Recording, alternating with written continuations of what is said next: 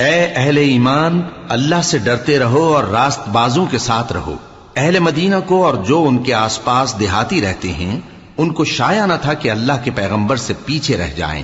اور نہ یہ کہ اپنی جانوں کو ان کی جان سے زیادہ عزیز رکھیں۔ یہ اس لیے کہ انہیں اللہ کی راہ میں جو تکلیف پہنچتی ہے، پیاس کی یا محنت کی یا بھوک کی، یا وہ ایسی جگہ چلتے ہیں کہ کافروں کو غصہ آئے یا دشمنوں سے کوئی چیز لیتے ہیں، تو ہر بات پر ان کے لیے عمل نیک لکھا جاتا ہے۔ کچھ شک نہیں کہ اللہ نیکوکاروں کا اجر ضائع نہیں کرتا۔ اور اسی طرح وہ جو خرچ کرتے ہیں، تھوڑا یا بہت، یا کوئی میدان طے کرتے ہیں، تو یہ سب کچھ ان کے لیے اعمال صالحہ میں لکھ لیا جاتا ہے، تاکہ اللہ ان کو ان کے اعمال کا بہت اچھا بدلہ دے۔ اور یہ تو ہو نہیں سکتا کہ مومن سب کے سب نکل آئیں، تو یوں کیوں نہ کیا کہ ہر ایک جماعت میں سے چند اشخاص نکل جاتے تاکہ دین کا علم سیکھتے